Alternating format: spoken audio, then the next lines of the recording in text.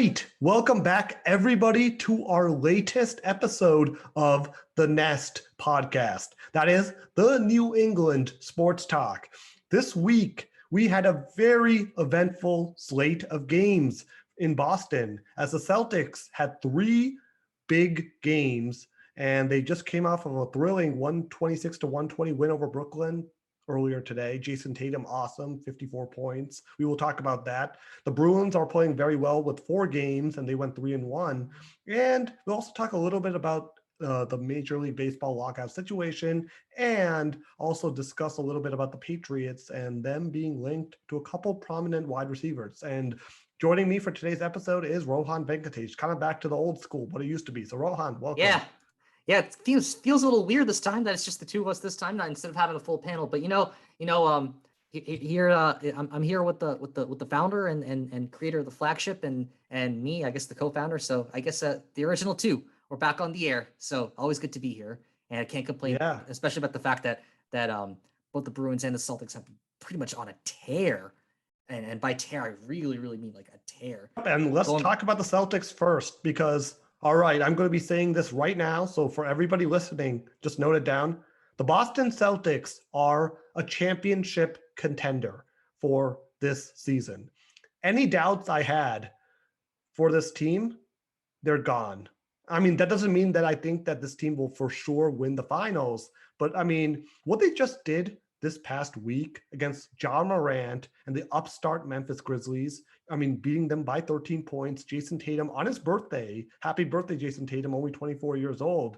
But I mean, you're already playing like a veteran who's very accomplished, and I can't wait to continue to see him grow. I mean, outstanding, 37 points, outplayed Ja Morant. And today, I mean, just outstanding. It's something about Brooklyn, I think, that really elevates Jason Tatum's like performance, because I mean, I think it's like any time he plays like a top star, like LeBron James, Kevin Durant, Kyrie Irving today, those two were outstanding. But Jason Tatum had 54 points. And I mean, this was a wire to wire win. Like, one of my concerns was sort of not wire to wire per se, but it was like, I mean, this came back and forth. There were so many lead changes. I forgot how many there were total, but by no means was this like a guaranteed outcome. Like, I really wasn't feeling good about it. Gripping until the very end. Yeah, but I mean, that shows me something, because that's what I was looking for. And usually in close games like that, Celtics come up on the short end. So it was kind of refreshing to see that not happen today.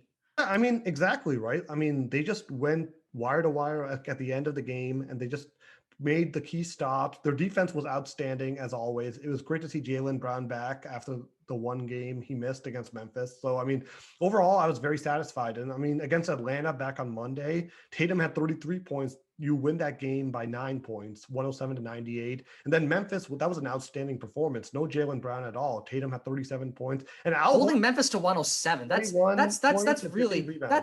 That's really something, because we can all talk about the Celtics offense, which has been great, but I think the defense has probably been the most underrated part, because the Celtics defense has been able to stop so much. When you're able to hold an offense similar to Memphis's offense, like with the star they had with Ja Morant, and hold them to 107. And I was just watching that game, and early on, Memphis is shooting. I mean, because Memphis is a pretty good offense, but they're shooting really struggled. And that really says something about the Celtics, putting them in bad situations, forcing them to take those bad shots from distance. And of course, some of it probably played on their psyche because later on they had missing some layups as well. So I guess the Celtics defense, they kind of mastered not only the physical aspects, but some of the psychological aspects as well. Because holding a team like Memphis to 107 is pretty difficult, to say the least. And then even today, holding Brooklyn to 120, while it's not the best defensive performance, it's against a team like Brooklyn that's pretty good. That is pretty good. And I mean, late in the game, when it really came down, their defense really tightened up, right? Like, I mean, they forced Kyrie Irving to take very difficult shots, and they forced Kevin Durant to take very difficult shots. They were all over Kevin Durant and Kyrie Irving, so they really made them work for their shots, and the two combined scored 56 points. Yeah, and it's kind of an unexpected outcome, because the Nets, they had two superstars, Kyrie Irving and Kevin Durant, and the Celtics defense was able to shut them both down. Celtics, meanwhile, now you can say, have one real superstar in Jason Tatum. And Jaylen Brown's a very good player. And I think the Celtics have beaten the Nets enough times that I think it's fair to say at this point that the Celtics probably have their number. And I did say a I week mean, I ago, would be careful about that because I still don't want to play Brooklyn in the playoffs. I mean, I prefer them playing Milwaukee, and hopefully Milwaukee can beat them. But I don't feel good about a 7-game series with Kevin Durant ever. So that's how I'm sort of but looking at it. if I remember correctly, I think I said last time that I probably see the Celtics going to the conference finals and losing to Milwaukee. I, I don't know. I think the Celtics have what it takes to make the finals. Yeah, I I mean, really of think they course. do. I mean, I think they can beat Milwaukee. I mean, they've done it twice this year. I said that they'll And probably win 1 or 2 and losing 6 games to Milwaukee. Now I think I'm gonna change my mind. I think they have what it takes to beat Milwaukee, and I I mean, think they that they have what it takes to win the NBA Finals because I think they can definitely beat Phoenix, and I think they can also match with Golden State if it comes to that. Those are difficult teams, but really this year in but the NBA, they're good teams, but they're definitely beatable. They're yeah, not there's 10 no feet super tall. team in the NBA where you're like, oh my goodness, like I can't see them beating them. Like they don't exist anymore. Since Kevin Durant left Golden State and now is in Brooklyn, the super team concept, like I guess Brooklyn had it last year with James Harden, Kyrie Irving, and Kevin Durant. And Brooklyn, even with just Kyrie Irving and Kevin Durant, will be formidable.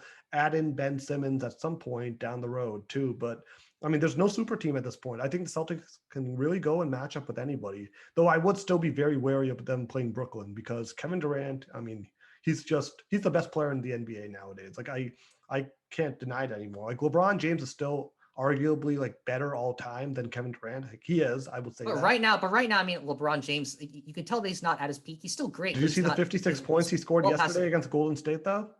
I didn't see that, but yeah, that's definitely something.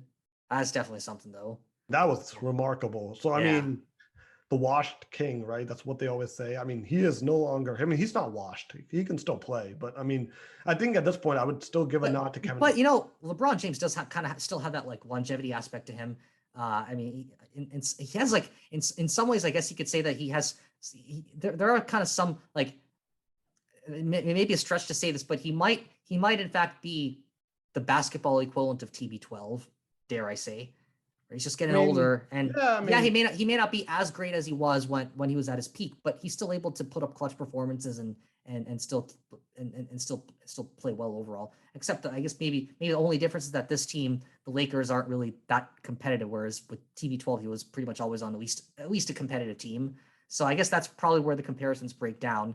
But you got to give it to LeBron. I mean, he's what 36 years old right now, and he's still 37. Looks like 30. Well, he's turning 37 in December. No, he just turned 37. He turned 30. He turned 30. Oh yeah, he turned 30.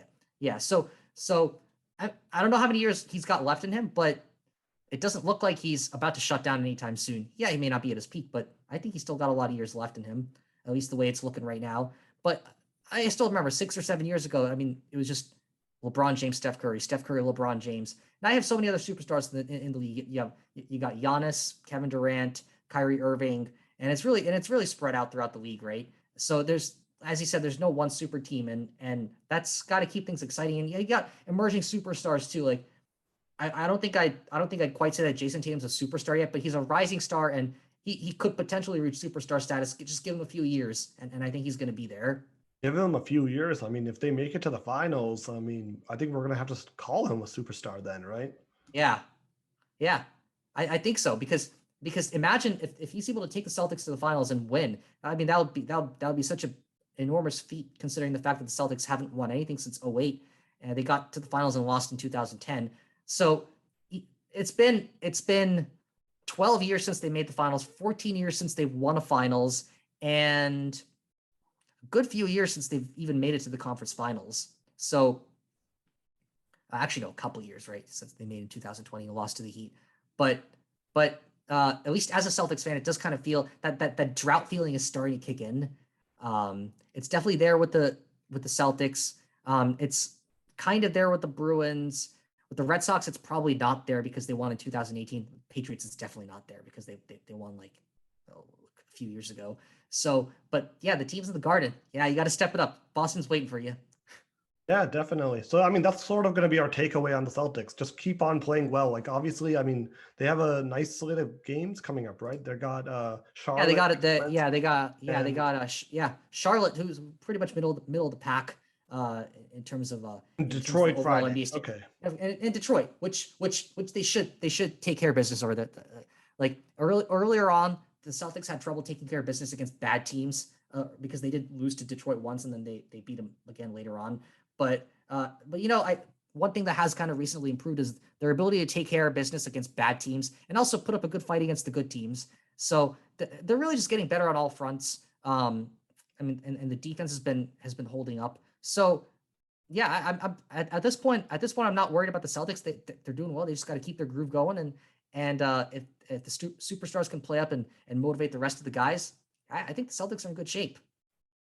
Definitely. So yeah, I mean, that's going to be our takeaway on the Celtics. I mean, obviously continuing to play well, and it will be interesting to see how this upcoming week goes. But yeah, let's talk a little bit about the Bruins now. I mean, another strong week. I mean, they also in played great shape. The Kings. I mean, well, 7-0 against 4 games LA. and three wins out of those 4, and even that. I mean, the one loss came, was a 4-3 loss to Anaheim. That came and that was that close. that came with the game-winning goal for Anaheim in the final minute of play.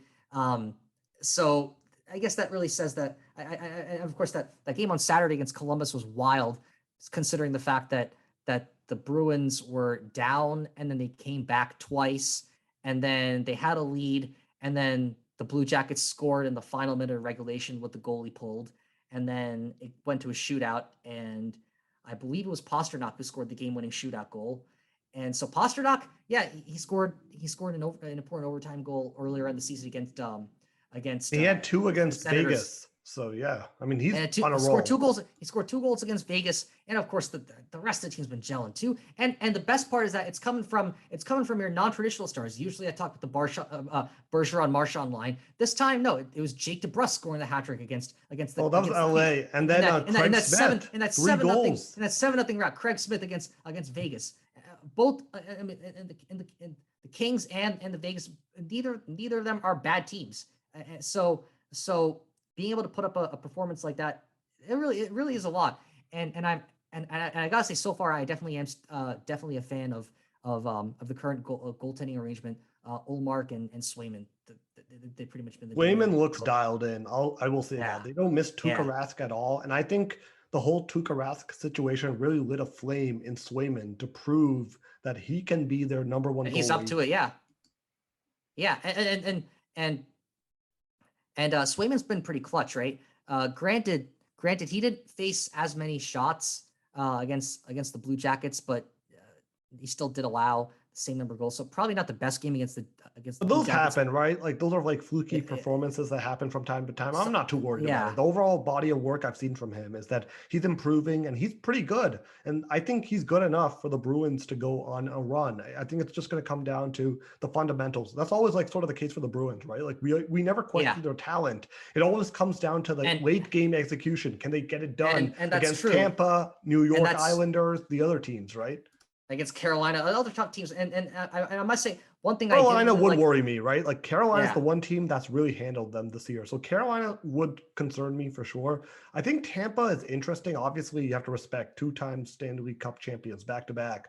But I mean, are they kind of getting a little tired now? Like, I mean, they're still a good team, but at some point, like, when's the last time a team in NHL won 3 straight? There might be some kind of like internal stuff going on. I mean, John Cooper, I think he got ejected from a game last week. I forget what it was about or what led to the incident, but it's always amusing when a coach gets ejected.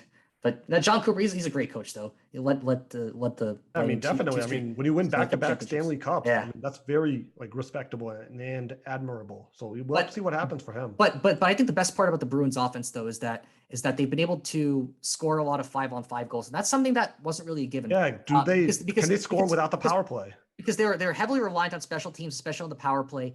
The penalty kill was decent, but it was pretty rock solid in the last week or so. I mean, I would still like them to not take as many like stupid calls, but overall the Bruins defense is becoming a little bit more disciplined and not taking any bad penalties. So I think all in all, it's just been stronger on all the fronts. Starting games on time had been another issue. Which I think they've largely fixed in the last week, where the first period would kind of they look a little like not like completely dialed in. Not They like look kind better of now. a little sleepy definitely. now. The moment that puck is dropped to start the first period, they're ready to go, and you can see it. You can see it in their agility. You can see it in their energy, and yeah, I can't really complain about anything I'm seeing from the Bruins right now. This is really like probably the best I could have asked for, honestly. Yeah, let's just hope they keep it up. I mean, they got the Kings again this Monday. Then they have Chicago, who's bad, on Thursday, and then Arizona, And who's like dead the worst in the last. league. Yeah, Yeah. 42nd, right? Arizona. So I mean, So, yeah, I mean, you have a pretty favorable slate but of more games but more at so in home. hockey, than in other sports. Taking care of business against bad teams is not a given.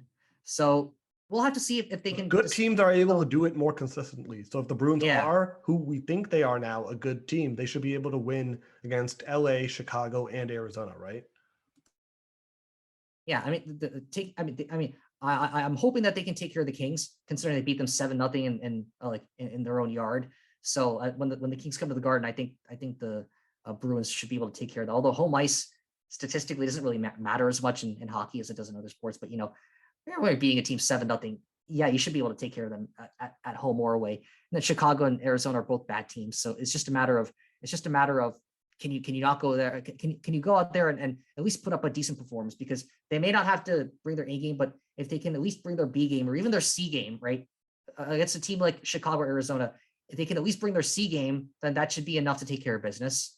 The only thing that they shouldn't do is completely take their foot off the gas and then bring their D game or F game and then blow it, because that has happened before, and I don't want to. I that's what I'm really hoping doesn't happen in the next week. But I can't complain, right? I really can't complain, considering the fact that they're the first wild card right now. They're 3 points ahead of Washington, and they're 4 points behind Toronto for the third spot in the Atlantic Division, and they're overall climbing up the standings. And despite the fact that they're fourth in the division, in the league overall, they're ninth, which just shows you how insanely strong the Atlantic Division is. And when you have teams like Toronto in there, and you have teams like Tampa and Florida, which are kind of leading the pack in the league overall. So the Atlantic is a tough division. It's a pretty tough division. So yeah, I guess in that sense, the Bruins are a little unlucky, but if you play well, it should eventually work out. So I mean, in this final stretch, in this final month of the season, they can just take that strong play and then hopefully get a head start in the playoffs when they whenever that begins, probably sometime in April. But overall, right now, I say I got to feel pretty good about the Bruins, and that's not really something I haven't been able to say for a while. I was feeling okay about them at best earlier on in the season, but I think they've showed some strength, not just in the last week, but in the last few weeks. So it's not like they just got hot at the right time. I think they've shown sustained strength, and that's really something positive to look at. So yeah, things are going great for the Celtics. Things are going great for the Bruins. So I think this is probably as good as it possibly could have been. It kind of sounds boring, but I'll take boring at this point. Yeah, I mean, definitely. So, yeah, I mean, that's going to wrap up our Bruins coverage, obviously. I mean, continued strong play. So, I mean, definitely that's a good sign. So now let's just talk a little bit about, I mean, obviously there isn't much to talk about in baseball. I mean, we just know the first two series are going to be canceled. So, I mean, obviously Season's it not going to is what start it on is. time. Yeah. So, I mean, that's what it is. I mean, there really isn't much else to talk about. So we're going to talk a Can't little really bit more. sign. Yeah, no one can sign players. So it's not really like the Red Sox can. So let's talk about the So. Pats then. I mean, there's a little bit of news on the Patriots. They are linked to a couple prominent wide receivers. One is Amari Cooper, currently with the Dallas Cowboys. Now, Cooper might get released pretty soon. And I mean, he had a pretty productive 2021 season, 68 catches, 865 yards, 8 touchdowns. And another wide receiver the Patriots have been linked to is Carolina Panthers' Robbie Anderson, 53 catches, 519 yards, 5 touchdowns. Anderson was terrific in 2020 when Teddy Bridgewater was the Panthers quarterback. But last year, obviously, with Sam Darnold, Cam Newton, kind of a rotating panel of who was the quarterback for the team, he really struggled. So, I mean, for me, I think either player I would take. I think definitely going for Robbie Anderson would be a smart move. I mean, he probably would be like a 3rd-round draft pick. Maybe you can get him from a 3rd-round draft pick. Amari Cooper might get released, so it'll come down to how much you're willing to pay him. But I mean, I think either player is going to be an upgrade. Don't you think so, Rohan?